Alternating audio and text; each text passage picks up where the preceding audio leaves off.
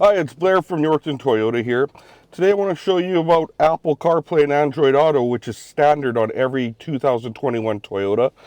How it works is you plug it in, take your phone, you plug your extension into your phone, open up your phone, and you go to Menu.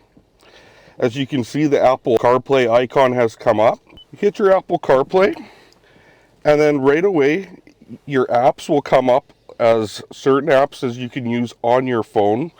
You can use maps, you can use messaging, you can also use music, and certain apps, whatever you have on there might work too that you like to listen to, as of Spotify or podcast. It's very nice to have, especially if you don't have navigation in your car.